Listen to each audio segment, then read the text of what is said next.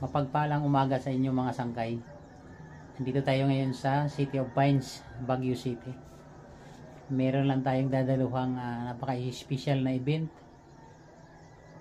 para sa aking pamangkin. Ito. Antabayanan nyo mamaya. Baka mag-live ako. Mga alas 10 ng umaga. Ayan o, ang ganda ng view sa aking likod.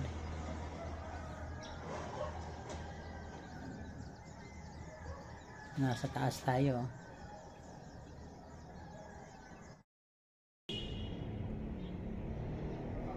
Ito yun mga sangkay, ang hotel kung saan ang reception mamaya. Garden Hotel and Residences dito sa Baguio City.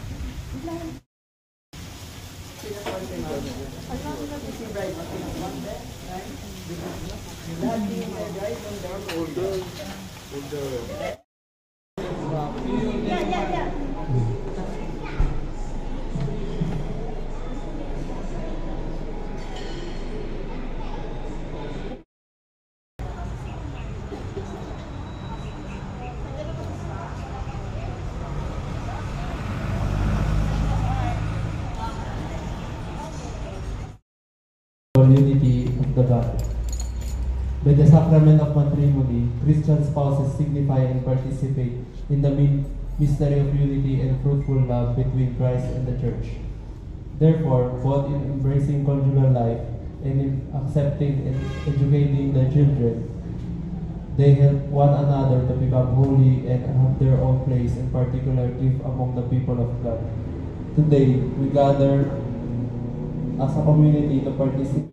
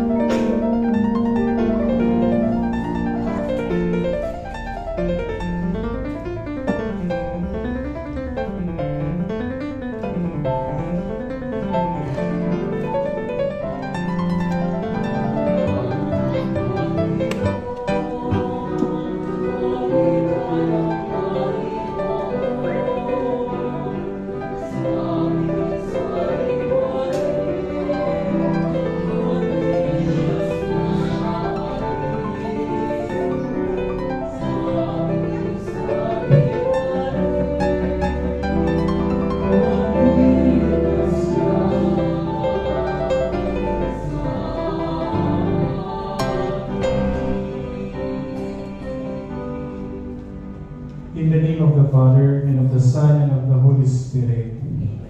The grace of our Lord Jesus Christ, and the love of God, and the communion of the Holy Spirit be with you all. And with your spirit. We have come rejoicing to the house of the Lord for this celebration, dear brothers and sisters. And now we stand with Francis and Priscilla on the day they intend to form a home of their own. For them, this is a moment of unique importance. So let us support them with our affection, with our friendship, and with our prayer as their brothers and sisters. Let us listen attentively with them to the word that God speaks to us today. Then with the Holy Church, let us humbly pray to God, the Father, through Christ our Lord, for this couple, Francis and Priscilla, His servants, that He lovingly accept them, bless them, and make them always one. Brothers and sisters, let us acknowledge our sins and so prepare ourselves to celebrate the sacred mysteries. I confess to Almighty God and to you.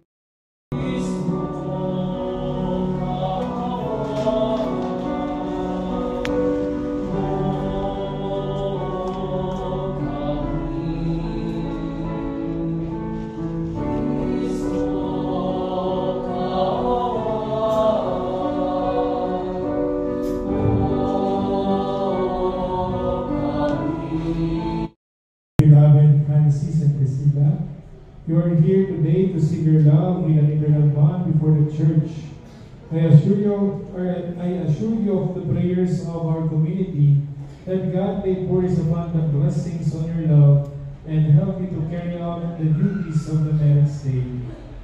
And you, dear brothers and sisters, may I ask you to help them with your prayers and accept them as new couple in our Christian community.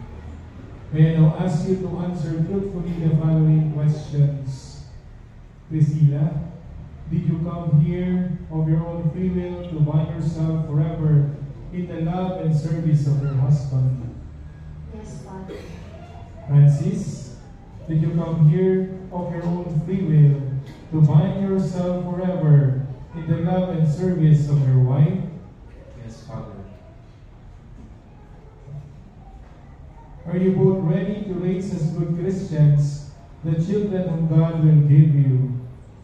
as Father.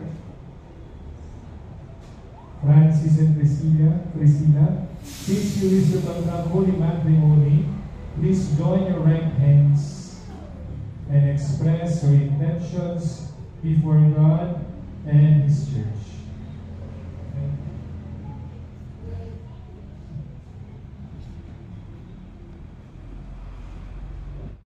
Our Holy Mother, the Church, Yes, I do.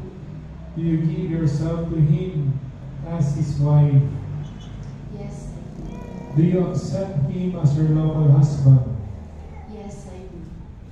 Francis, do you take Priscilla here present for your lawful wife according to the rite of our Holy Mother, the Church? Yes, I do. Do you give yourself to her as her husband? Yes, I do. Do you accept her as your lawful wife? Yes, I do. Now please say together this prayer. Grant us, O Lord, to be one heart and one soul from this day onward, for better, for worse, for richer, for poorer, in sickness and in health, until death do us part. And I, by the authority of the Church, calling all those present here as witnesses, confirm and bless the bond of the marriage which you have contracted. In the name of the Father, and of the Son, and of the Holy Spirit. Amen.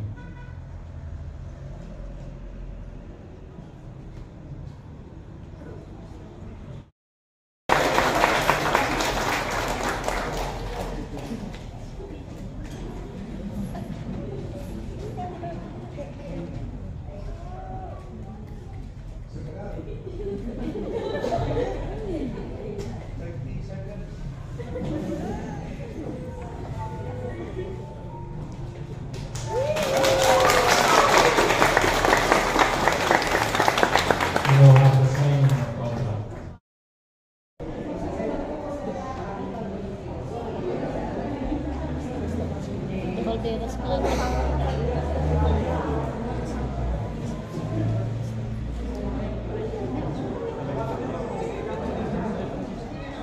Closer pa po.